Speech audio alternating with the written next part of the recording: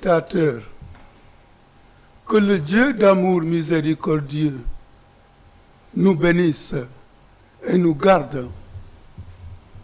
Votre émission, Parole, Vie et Foi, aborde aujourd'hui, pour vous et avec vous, le thème charge pastorale des évêques. La charge pastorale des évêques.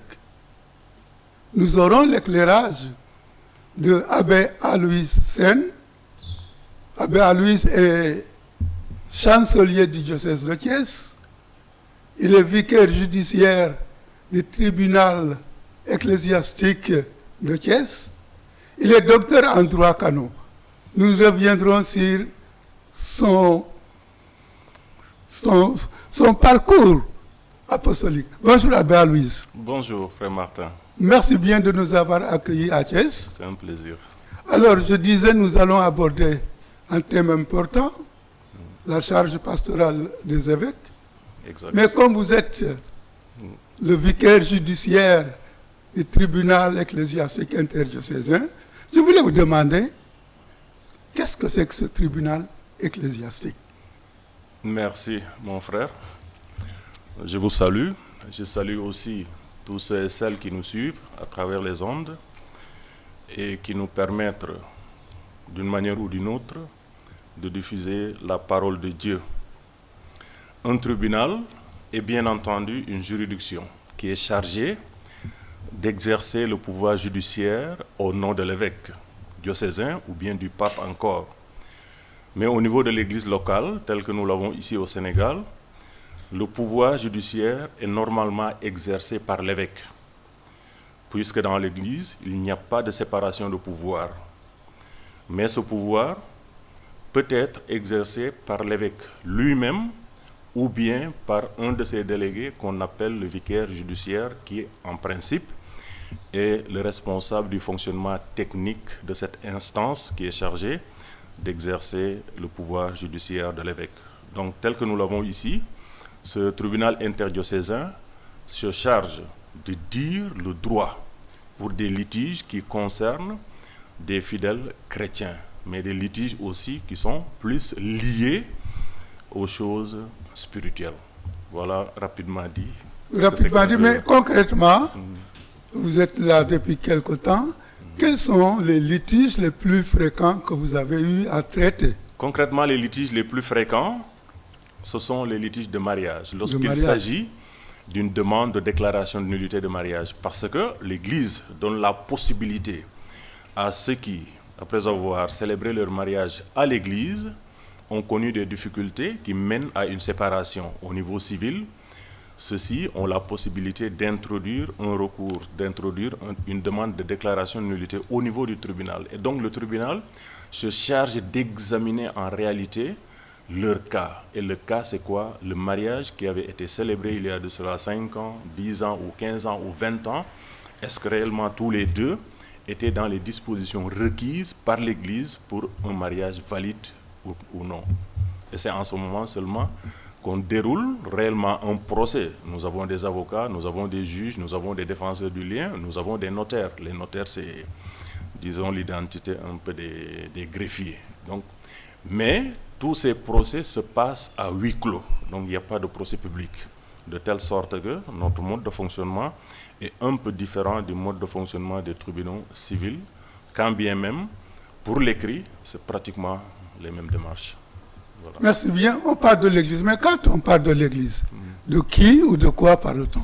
Quand on parle de l'Église, cette question elle est très essentielle, puisque théologiquement, elle est très large dans le sens où l'Église, il y a beaucoup de figures théologiques que l'on prête à l'Église. Mais rappelons-nous d'abord que dans la constitution dogmatique Lumen Gentium, on a des images qui éclairent le mystère de l'Église et qui mettent en évidence ces notes caractéristiques en révélant en fait le lien indissociable qu'a le peuple de Dieu avec le Christ. Et voilà pourquoi lorsqu'on évoque l'Église dans son identité, on ne peut pas ne pas parler de ce sacerdoce commun et de ce sacerdoce ministériel qui identifie des êtres dans l'Église. Mais aussi, on ne peut pas ne pas parler des églises particulières qui constituent un groupe de fidèles bien déterminés en un lieu bien déterminé. Mais aussi théologiquement, l'Église est en ce sens sacrement de salut. Sacrement de salut dans ce même sillage que c'est par la visibilité du Christ présent parmi les hommes à travers son Église que cette mission du Christ se poursuit. Et donc, dans ce sens de la mission, on ne peut pas aussi éluder cette dimension de l'Église, communion et mission. Oui, en même temps que l'Église demande la mission, l'Église est aussi communion. Et les images, telles que les notes essentielles qui la définissent, montrent très bien qu'en sa dimension plus intime, elle est un mystère de communion. Mystère de communion qu'elle tire naturellement de la Trinité. Voilà un peu, puisque c'est une question très large, on s'en limite à ces quelques notes. J'allais vous demander, la mission de l'Église consiste à quoi? La mission de l'Église consiste à aller à la rencontre de l'homme pour le présenter à Dieu, mais présenter en même temps aussi l'homme, du moins Dieu à l'homme, afin que cet homme puisse bénéficier de tous les dons de Dieu, à travers bien entendu des canons qui sont là, comme les sacrements, mais aussi d'autres canons que sont la prédication, qui permet de faire naître des enfants de Dieu qui adhèrent à cette Église, qui adhèrent aussi à la proposition de Dieu de sauver l'humanité. Quand on parle de l'Église, on parle, vous avez dit, comme une société corps mystique qui est normale. Vous avez parlé des membres de l'Église, les prêtres, les évêques, les laïcs. Mais quelle est la charge pastorale des évêques? La charge pastorale des évêques, avant d'en arriver là, peut-être ça serait quelque part mieux d'essayer d'identifier oui, la mission de l'évêque. la mission. Lorsqu'on considère l'évêque, surtout à travers ses fonctions, il doit être présent en esprit que l'évêque est le centre qui précise en fait l'identité et la mission de ce même évêque, mais aussi l'identité d'un diocèse. Et c'est pourquoi l'évêque, qui en réalité est la lumière de ce mystère, cette lumière visible de par des êtres qui sont là, chrétiens catholiques ou chrétiens tout court, l'évêque est ce grand pasteur à l'image du Christ lui-même. Et voilà pourquoi l'évêque doit manifester par sa vie et par son ministère épiscopal cette paternité de Dieu, cette bonté, la sollicitude, la miséricorde, la douceur et l'autorité du Christ aussi. Et voilà pourquoi il y a quelques images expressives de l'évêque. On parle de l'évêque comme étant le pasteur qui éclaire. Mais à travers cette lourde tâche de pasteur, l'évêque a différentes fonctions. Souvent, on parle des munera, des munus, le munus dociendi, c'est-à-dire, excusez-moi, c'est-à-dire cet évêque qui a l'office principal d'enseigner. Annoncer l'évangile, ce n'est pas là un motif d'orgueil. C'est une nécessité qui s'impose à moi. Malheur à moi si je n'annonçais pas l'évangile, disait saint Paul aux Corinthiens. Et donc l'évêque, dans son identité, il est docteur authentique de l'Église, surtout docteur authentique de l'Église particulière à laquelle il préside. Et voilà pourquoi cette Église particulière qui est une communauté de foi a besoin d'être nourrie de la parole de Dieu. Et donc l'évêque est le premier responsable de cette nourriture à octroyer. Le diocèse, l'Église particulière, est une communauté de grâce dans laquelle se célèbre le sacrifice eucharistique et s'administrent les sacrements et s'élève à Dieu une prière incessante. Et voilà, l'évêque doit présider à tout cela. Au-delà de cet office d'enseignement, l'évêque est aussi le responsable de la sanctification. Voilà pourquoi on parle du munus sanctificandi. Oui, il y a toujours saint Paul qui disait j'insiste pour qu'on fasse des prières de demande, d'intercession et d'action de grâce pour tous les hommes. En effet, il n'y a qu'un seul Dieu. Il n'y a qu'un seul médiateur entre Dieu et les hommes. Un homme, le Christ Jésus. Et je voudrais donc qu'en tout lieu, les hommes prient en levant les mains vers le ciel, saintement, sans colère ni mauvaise intention. Donc l'évêque, il est en ce sens ce que j'aurais appelé volontiers le pontife de la communauté de culte, puisque l'exercice de la fonction de sanctification dépend de l'évêque en premier lieu, et avec tout ce qui a comme conséquence, principalement l'organisation de la liturgie, l'évêque qui est le premier responsable de la liturgie, l'organisation des exercices de piété, l'organisation des églises et des lieux de culte. Un troisième office, c'est ce qu'on appelle le munus regendi, c'est-à-dire l'office de gouvernement. L'évêque est un pasteur, l'évêque est un sanctificateur, mais l'évêque aussi a le rôle d'être père et pasteur du diocèse, en ce sens qu'il doit gouverner. C'est un exemple que je vous ai donné. Ce que j'ai fait pour vous, faites-le vous aussi. Ça, on le lit, je crois, en Jean 13. Donc, par rapport au gouvernement pastoral, l'évêque est le guide de son peuple. Cette responsabilité personnelle de l'évêque est en fait un devoir qui l'oblige à être là, à veiller, mais aussi à donner des indications, des orientations et des directives par rapport au gouvernement de l'évêque.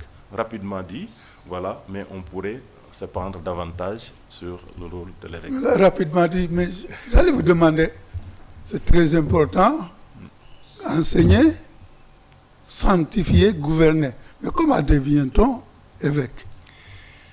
Cette charge, cette mission d'évêque, en réalité, il y a beaucoup de paramètres au point de vue spirituel, au point de vue juridique, mais aussi au point de vue humain.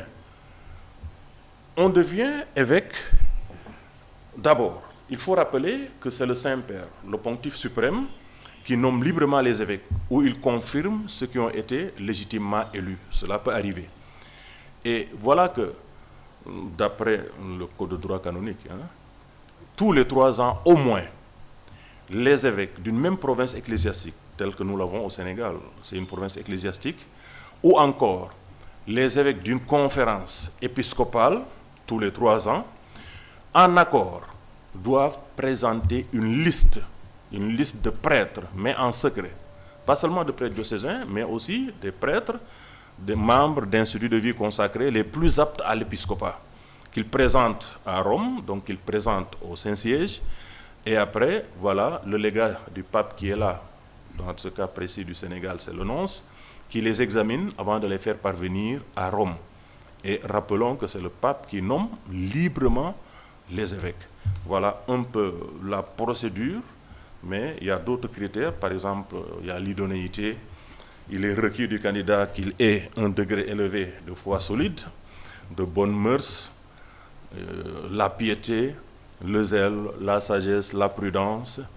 En dehors de cela, de ces vertus humaines, il doit être aussi doué de qualités qui le rendent capable d'accomplir l'office de l'évêque. On a rappelé tout à l'heure que l'évêque a cet office de sanctifier, cet office de gouverner, mais aussi d'autres offices qui sont liés à ces offices principaux.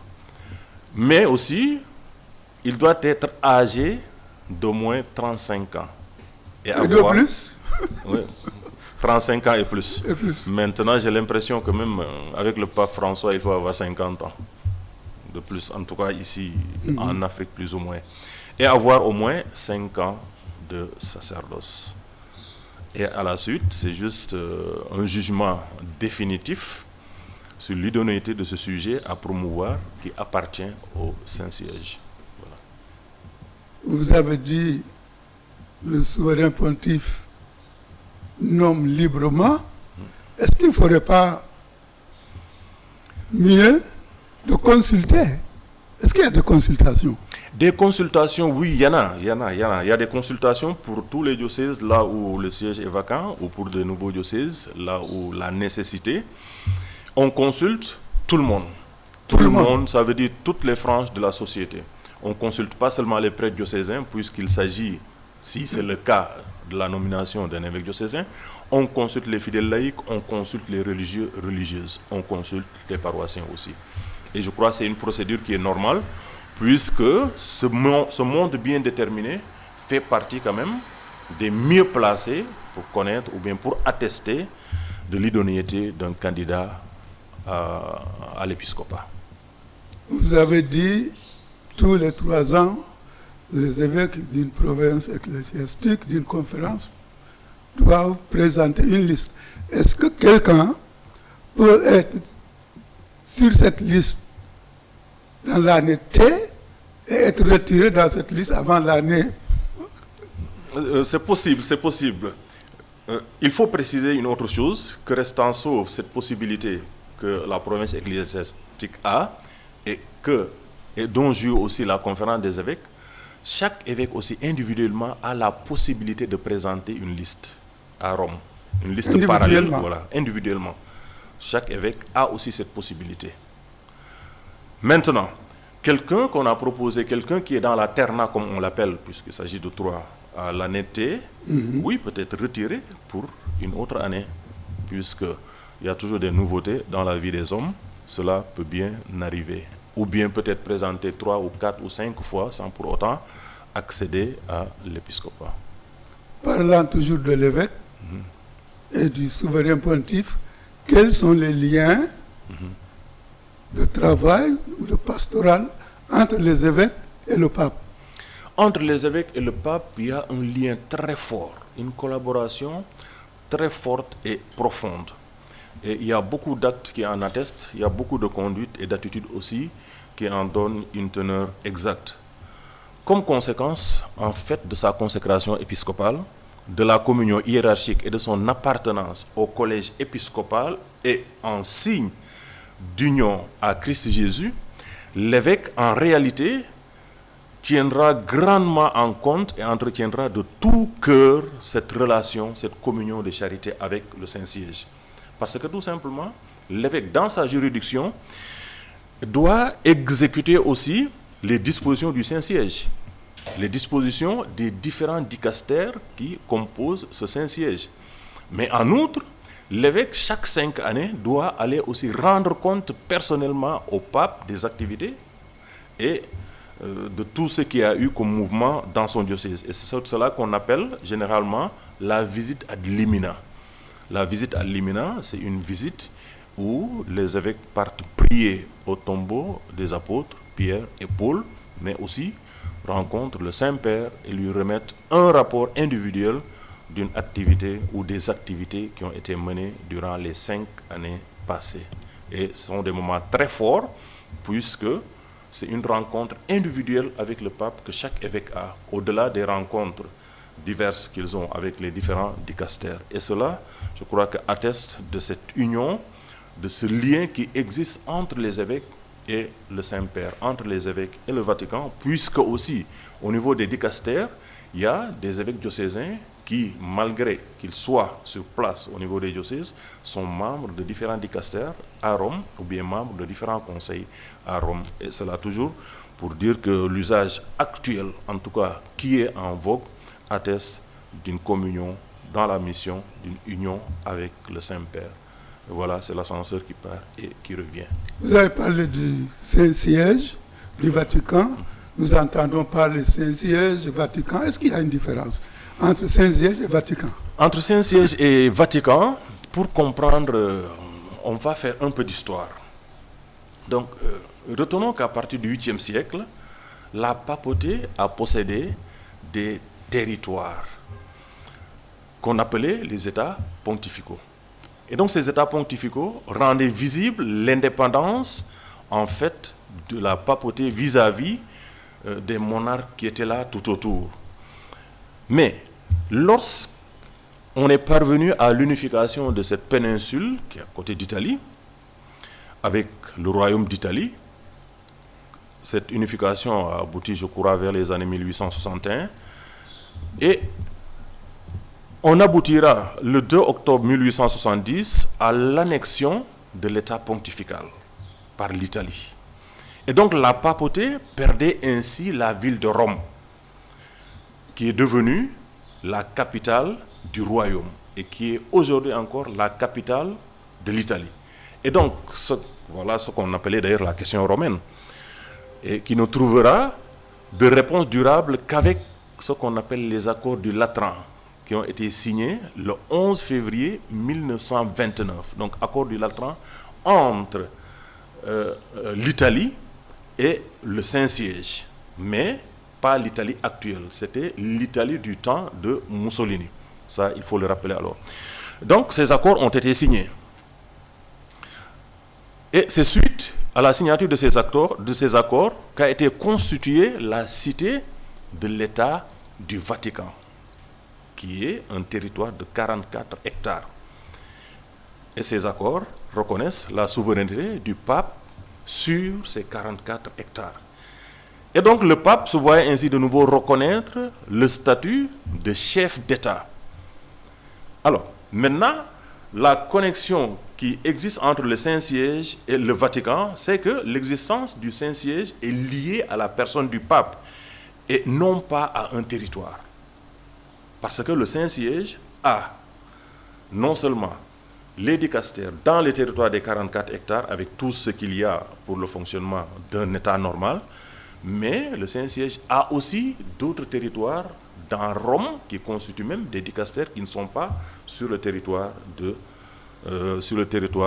du Vatican en tant que tel. Et donc, il faut rappeler que le Saint-Siège est resté sujet de droit international. Entre 1870, date de la fin des États pontificaux, et 1929. En conclusion, le Vatican se compose du Saint-Siège, entité spirituelle de l'État de la Cité du Vatican, entité qui est temporelle. Et donc le lien qu'on peut exercer entre ces deux entités est le pape, qui est le chef spirituel, en même temps le chef temporel disposant du pouvoir absolu. Du pouvoir absolu. Il n'y a pas de séparation de pouvoir tel qu'on le sent et tel qu'on le remarque au niveau du civil, des États civils. Donc le pape a le pouvoir absolu, c'est-à-dire le pouvoir exécutif, législatif et judiciaire. Il n'y a pas de séparation. Voilà ce qu'on peut dire rapidement concernant le Saint-Siège. Il n'y a pas de séparation de pouvoir. Est-ce que l'Église est démocratique? On ne pourrait pas parler en termes stricts de démocratie dans l'Église, puisqu'en réalité, il n'y a pas de séparation des pouvoirs. Parce que le pape, au niveau universel, jouit de ces trois pouvoirs, exécutif, législatif et judiciaire, mais aussi l'évêque diocésain, dans son diocèse, joue aussi de ce pouvoir absolu, exécutif, législatif et judiciaire. Évidemment, avec la possibilité de délégation large ou de délégation restreinte, tel que d'ailleurs ce que nous vivons présentement dans cette instance. L'évêque a le pouvoir judiciaire, mais il délègue à son vicaire judiciaire, par exemple, lorsqu'il a un tribunal. On parle quelquefois aussi d'évêque auxiliaire ou coadjuteur. Qu'est-ce que c'est? Alors, évêque auxiliaire, c'est vrai que dans ce Sénégal, on ne connaît pas trop la figure ou l'identité de l'évêque auxiliaire.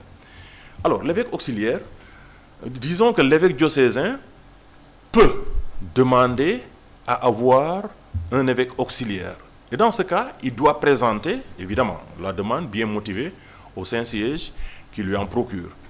Mais quand il est possible aussi de pourvoir de manière appropriée aux besoins du diocèse, dans le cas de diocèses très larges, qui demandent beaucoup de mouvements, non seulement pour l'évêque, mais aussi pour le vicaire général ou les vicaires généraux, et aussi les vicaires épiscopaux, l'évêque, vu l'urgence des tâches à accomplir, peut demander un évêque auxiliaire. Alors, la règle, c'est que l'évêque auxiliaire n'a pas les mêmes pouvoirs que l'évêque diocésain.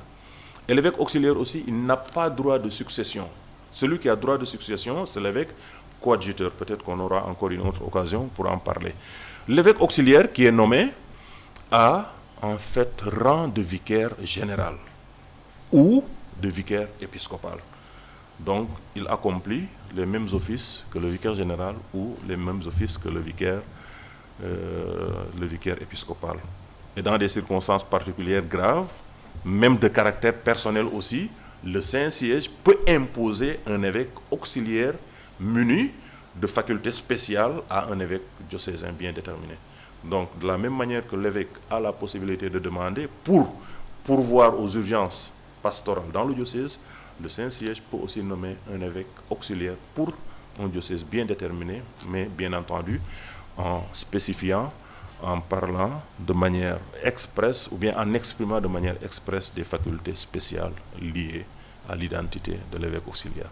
Et quand un diocèse devient vacant, qu'est-ce qu'on fait? Alors, un diocèse qui devient vacant, comme Ziguinchor maintenant. Exact. Quand un diocèse devient vacant, parce que il faut préciser aussi que la vacance du diocèse peut advenir de trois manières. Une des manières, c'est par démission de l'évêque qui atteint l'âge de 75 ans. Une autre manière, c'est le transfert de l'évêque, c'est ce qui est arrivé de Ziguinchor à Tambacounda. Et l'autre, c'est par décès. La démission, on l'appelle aussi renonciation, mais ce n'est pas négatif du tout parce que le droit le dit très bien qu'à 75 ans, chaque évêque doit présenter sa démission ou sa renonciation. Alors, dans ce cas, dans les 8 ou 15 jours à suivre, le collège des consulteurs doit se réunir et choisir un administrateur apostolique. Ça veut dire un prêtre qui va pour le moment évacuer les affaires urgentes du diocèse en attendant la nomination d'un nouvel évêque. Mais aussi, c'est vrai que dans ce cas, on l'appelle administrateur diocésain, mais aussi Rome peut s'arroger le droit de nommer un administrateur pour ce diocèse, et dans ce cas, on l'appelle administrateur apostolique. Et donc la différence, c'est dans le mode de nomination, mais le travail à accomplir est le même. Voilà. Est-ce que l'administrateur peut devenir évêque? L'administrateur peut bel et bien devenir évêque. Et je crois que c'est arrivé, peut-être pas au Sénégal encore, je ne m'en souviens pas au Sénégal, mais dans la sous-région, moi j'ai connu des administrateurs qui sont devenus évêques. C'est possible. Alors, le nonce apostolique, quelle est sa fonction? Qu'est-ce qu'il est? Le nonce apostolique, c'est un agent diplomatique. Diplomatique. Du Saint-Siège, exactement. Qui est accrédité comme ambassadeur du pape auprès des États. Donc le nonce apostolique remplit que des fonctions d'ambassadeur. Mais au-delà de ces fonctions d'ambassadeur en tant que tel, parce que ça c'est la diplomatie, sont les liens à ratifier ou bien à régler encore ou à diligenter entre l'État de la Cité du Vatican et un État bien déterminé, le nonce apostolique a aussi cette charge de veiller d'une manière ou d'une autre, ou bien de faciliter ce va-et-vient entre Rome et les diocèses pour lesquels il a été nommé. Ces échanges, ça veut dire les évêques des différents diocèses ont souvent besoin de quelque chose à Rome, Rome aussi a souvent besoin de quelque chose ici, et voilà, le nonce aussi, dans ce travail, facilite la relation entre les diocèses et le Saint-Siège. Et comment est-il choisi? Est-ce que c'est les évêques d'une province qui demandent un tel ou c'est le pape? Librement qui? Librement, ça c'est une faculté du pape, c'est le pape qui nomme pour un temps bien déterminé. Le temps aussi, il est défini par lui.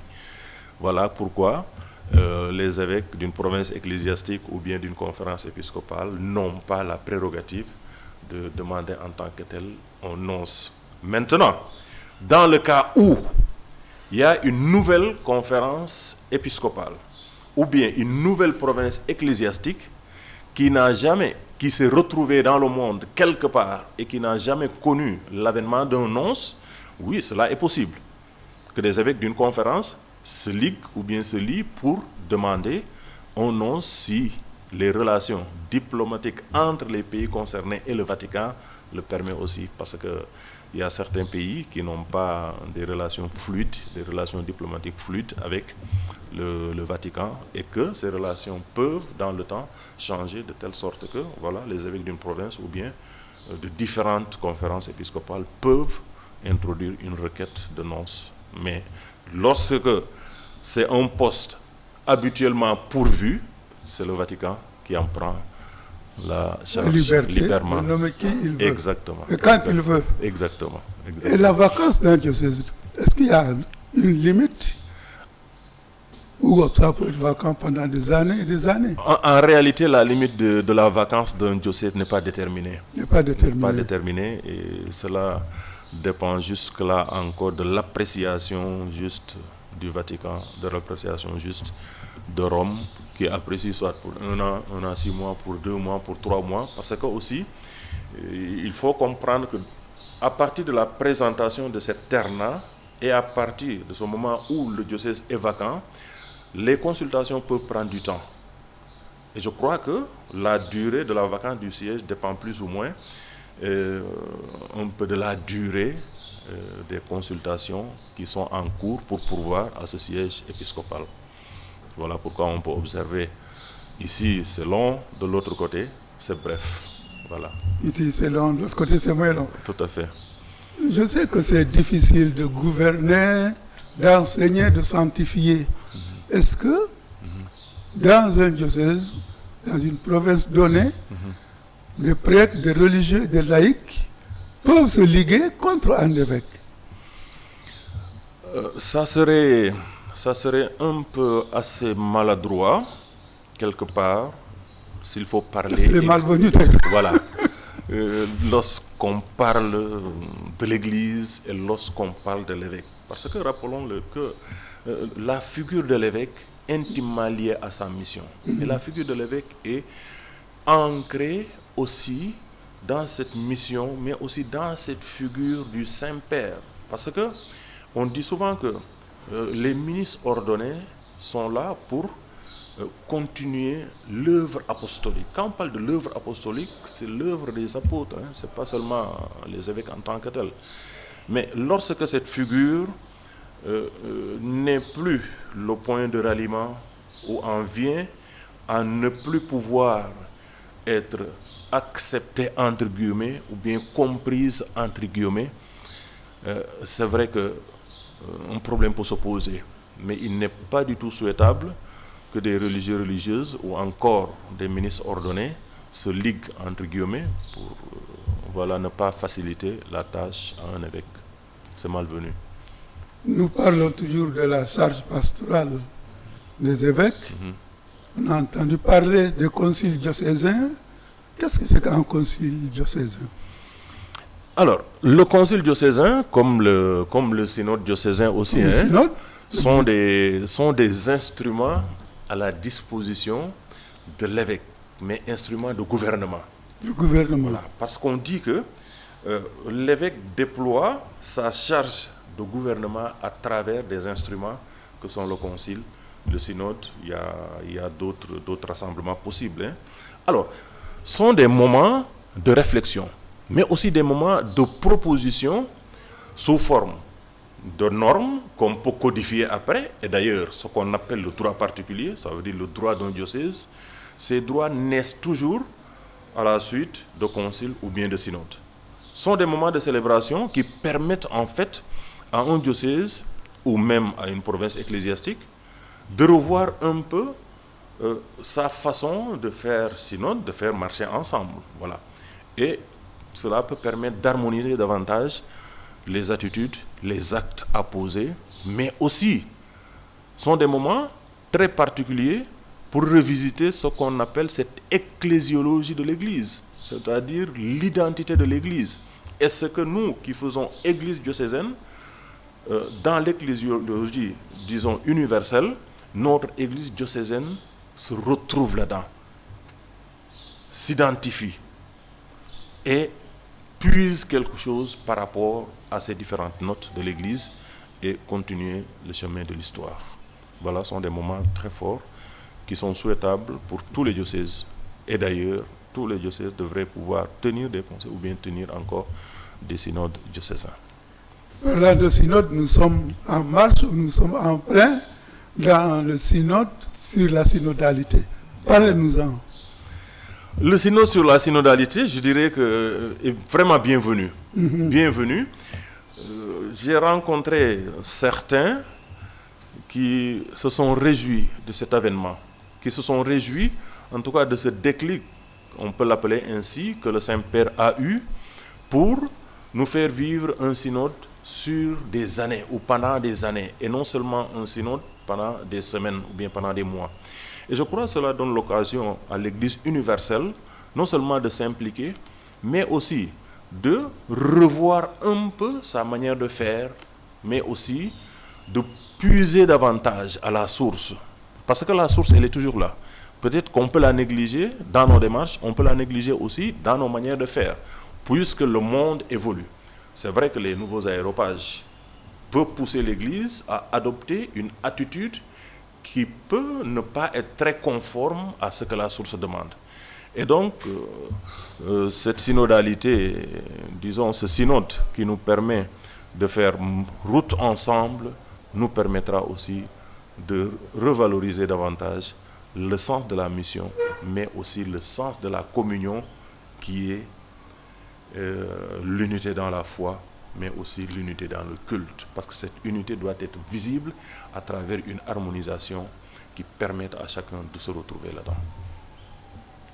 Vous parlez d'unité, nous sommes dans une province ecclésiastique du Sénégal, même conférence épiscopale, Sénégal, Mauritanie, etc. Est-ce qu'il y a des liens très étroits entre les évêques de cette province ecclésiastique? Entre les évêques de cette province ecclésiastique, il y a un lien très étroit. Moi, je peux en témoigner, parce que l'une ou l'autre fois, j'ai travaillé avec eux. J'ai eu l'honneur de travailler avec eux. Et on sent cette unité dans la communion qui est là. Cette unité qui est exigée par ce sens élevé, par ce sens commun aussi de la mission que nos pères évêques ont. C'est vrai qu'il y a le métropolitain qui est là, qui est le premier parmi ses pairs, on peut l'appeler ainsi, et les autres sont des diocèses suffragants, donc des évêques suffragants. Et là, cette communion se dégage aussi au-delà de ce que nous voyons ou de ce que nous ressentons en tant que tel.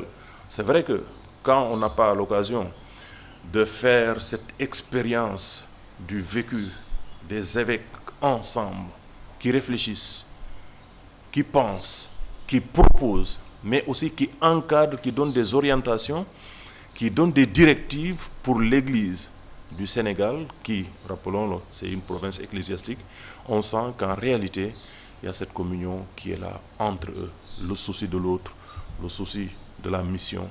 Et d'ailleurs, voilà pourquoi des prêtres vont d'un diocèse à un autre au nom de la mission. Et jusqu'à présent, je crois que cette mission ira de l'avant. C'est très visible, nous voyons des prêtres de Kaolack ou de Dakar ou de Thiès qui vont d'un diocèse à l'autre. Vous avez parlé d'un métropolitain. Souvent, nous les profanes, on ne fait pas la part des choses. On dit, bon, le métropolitain, c'est le chef des évêques. Est-ce que c'est vrai? Alors, ce qu'il faut préciser, la configuration de l'Église du Sénégal, de la promesse ecclésiastique du Sénégal, peut induire en erreur de pensée ou bien d'appréciation de la charge des uns et des autres, parlant des évêques.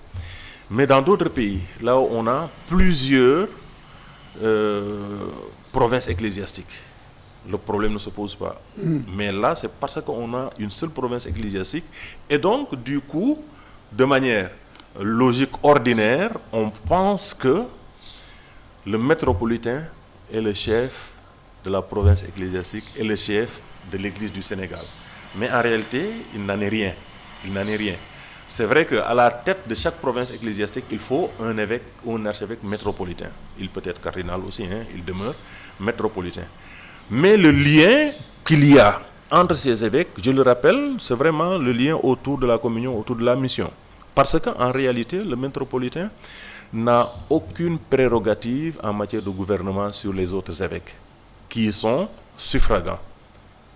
Une exception, là où il peut intervenir, c'est lorsqu'un évêque diocésain, au bout de 5 ans, n'a pas accompli, et de sa faute, n'a pas accompli ce qu'on appelle la visite pastorale. La visite pastorale sont ces différentes visites, ces différentes rencontres que l'évêque organise dans les paroisses, dans les structures diocésaines, pour recueillir les informations par rapport aux activités différentes du diocèse. Et c'est d'ailleurs ce rapport, à la fin de la visite, qui lui permet d'effectuer la visite ad limina à Rome et présenter au pape ce rapport. Lorsque l'évêque diocésain, de par sa faute, n'accomplit pas cette visite, le métropolitain peut intervenir. Soit effectuer cette visite de par lui-même, ou encore donner des directives ou bien des orientations à l'évêque diocésain qui ne le fait pas. Et donc, en réalité, le métropolitain n'est pas le chef de l'Église du Sénégal. Parce que chaque diocèse a un chef qui est l'évêque diocésain. Voilà, nous approchons la fin de cette émission. Qu'auriez-vous encore à nous dire, nous les profanes, fidèles laïcs et consorts, qu'auriez-vous à nous dire sur la charge pastorale des évêques? Ce que je pourrais ajouter volontiers avec votre permission sur la charge pastorale de l'évêque, est que les fidèles laïcs, mais aussi nous, ministres ordonnés ou religieuses, que nous puissions sentir davantage cette lourde charge sur les épaules de nos évêques et essayer de pourvoir à l'allègement. Essayer de pourvoir à l'allègement, c'est adhérer réellement à ces différents offices de l'évêque. L'office d'enseignement. L'office d'enseignement, l'évêque en lui-même ne peut pas tout faire, même s'il est le pape, s'il est le pontife de l'enseignement. Et parlant de l'enseignement, on ne peut pas ne pas parler de la catéchèse. Et donc l'évêque est le premier catéchiste. Mais que notre engagement puisse contribuer à l'allègement.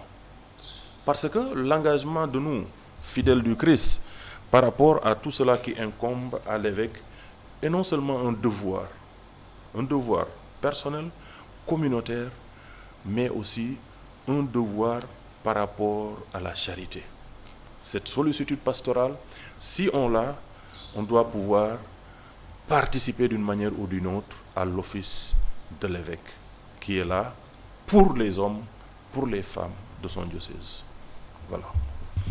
Ça me pousse à penser avec vous que gouverner un diocèse demande des moyens matériels, financiers. Exact. Je pense aussi Exact. que nos évêques ont besoin de ce soutien matériel et financier. Qu'avez-vous à dire à nos fidèles laïcs par rapport à cela? Exact, frère. Exact. Les moyens dont les diocèses ont besoin doivent parvenir ou provenir des fidèles. Parce que, de l'autre côté, les fidèles ont le grave devoir de subvenir aux besoins du diocèse. Besoins du diocèse, il y en a beaucoup, sont multiples. On peut les placer par catégorie. Et malheureusement, peut-être par manque de culture ou bien par un laisser-aller qui commence à gagner davantage le terrain des cœurs, je peux l'appeler comme ça, on a tendance à vouloir négocier ce devoir de donner à l'Église les moyens, non seulement les moyens de sa subsistance, ça veut dire les moyens pour la subsistance des clercs, en tout cas des ministres, mais aussi les moyens de l'organisation de la charité. L'organisation de la charité, mais encore l'organisation du culte qui est là. Et on a besoin, en réalité, de moyens pour cela. Que les fidèles puissent prendre davantage conscience de ce grave devoir serait une très bonne chose. Parce que l'Église en a besoin.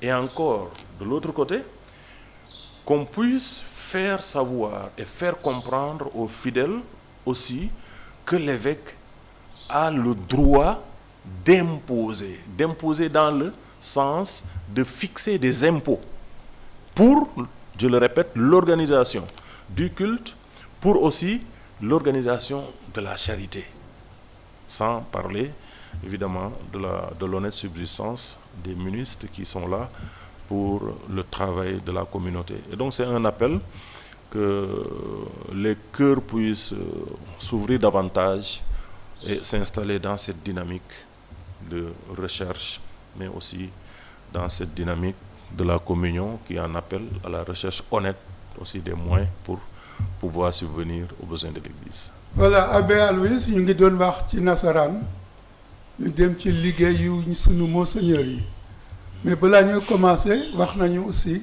lu jëm ci tribunal bu nga xam ne yaa ko jiite fii Thiès. ma bëggoon nga baamtu ko tuuti ci wolof. tribunal bi lan la. évêque yi lan mooy seen liggéey ñun itam ñun fidèle laïc lan mooy sunu wareef ci jàngu bi. Frère Martin maa ngi lay nuyu di ci nuyu waale it ñëpp ñu ñuy seetaan di ñu déglu ci àdduna si ak fii ci Sénégal di leen jox seen wàccuwaay it ci liggéey bi ngeen di def liggéey bu am maana liggéey bu ñu ràññee ndaxte yow ci sa bopp xam nga li ngay def mën nga ko it suñu bëggee wax ci mbirum tribunal damay tàmbali ci lenn monseigneur bu nekk ci diocèse am na sañ-sañ samp tribunal ci diocèse am waaye it terewul ay monseigneur yu bëri maanaam diocèse yu bëri mën nanoo lënkaloo sos te samp benn tribunal te defe naa fii Sénégal suñu monseigneur yi loolu la ñu def parce que am nañu juróom-ñaari diocèse ak diocèse u Mauritanie ci la bokk it ñoom ñoo toog xalaat donc suñu monseigneur yi ne war nañoo mën a am benn tribunal ñu koy tuddee nag tribunal interdiocésain su nekkee ci diocèse bi tribunal diocésain lañ koy wax lañ koy tuddee waaye su dee ñaari diocèse mbaa diocèse yu bëri ñoo lënkaloo mooy tribunal interdiocésain liggéeyu tribunal nag liggéeyu càmbar la liggéeyu càmbar ay dossier ay question yoo xamante ne dañoo laajte maanaam ñu gëstu ci mbirum droit xool naka la ñuy amee ay réponse naka la ñuy amee ay solution ci yenn question yi may nañu fàttaliku ne du question bu nekk du problème bu nekk la ñu mën a indi ci tribunal interdiocésain ma jaar ci rapidement question yi gën a bëri yi ñuy traité fii ci sunu tribunal ay question mariage la maanaam ñi nga xamante ne dañoo def mariage mairie def mariage ci jàngu bi mais xëj na yàlla dogalul seen ànd gën a neex seen ànd wéy ba ñu def séparation def divorce au civil ñooñu mën nañoo introduire dossier bi ñuy tuddee demande de déclaration de nullité maanaam dossier yi suñu yegg see tribunal bi da koy càmbar xool ndax ñaar ñi ba ñuy dugg ci néegu sëy ci jàngu bi ndax ñoom ñaar ñëpp ñu ngi woon ci anam yoo xamante ne jàngu bi moo ko laajte parce que it nañu fàttaliku ne jàngu bi li mu wax ci mbirum mariage mën na wuute ak man ci sama bopp ni ma jàppee mariage ba mën na ma yóbbul indil ay gàllankoor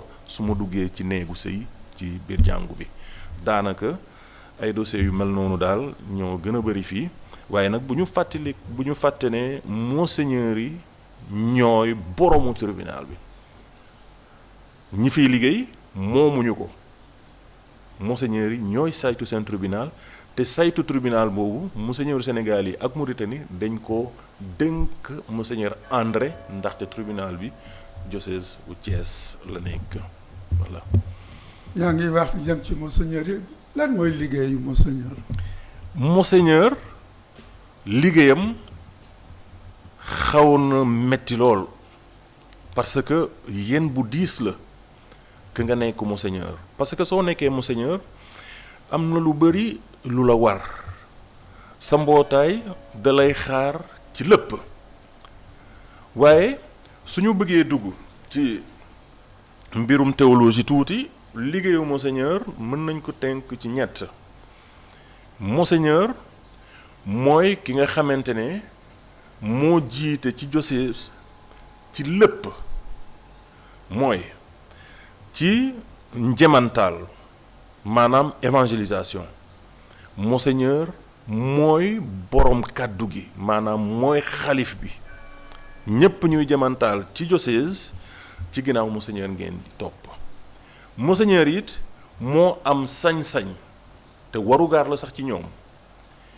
ñuy ñaanal seeni nit donc lépp lu di xeetu ñaan monseigneur moo ko war a organiser muy mees yi muy sacrement yi ak yeneen monseigneur it am na wàll bu rëy ci ni ñuy organiser diocèse bi parce que xam nga diocèse bi it war nañ ko organiser ndax ku nekk ci diocèse bi xam naka la diocèse war a doxee mooy li ñuy mën a woote gouvernement parce que monseigneur it am na ay sañ-sañ yu bëri yi ko jàngu bi may waaye it li ko nekkinam en tant que monseigneur may ci mbirum gouvernement. defe naa ne monseigneur yi soxla nañu nga xam ne ñoo leen di gën di jàppal ñooñu ñaan lañu.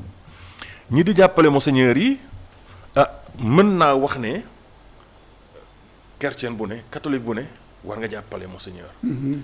waaye it teewul ci organisation jàngu bi am na ñu ko gën a jege.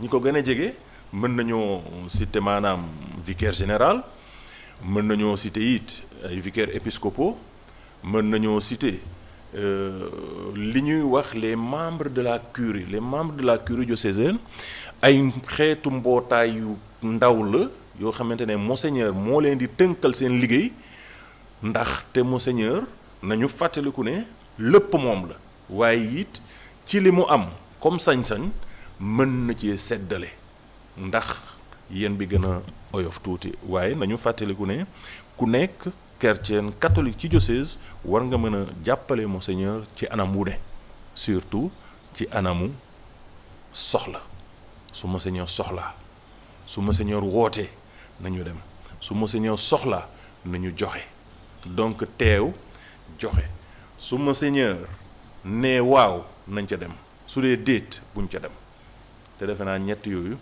am na maanaa ci doxin u diocèse am na maanaa yi ci jëm u monseigneur te loolu defe naa ñun catholiques yi war nañ ko gën a xam war nañ ko gën a saxal war nañ koo gën a dëggal it ndaxte suñu jàngu la ñu am suñu monseigneur yi la ñu am it.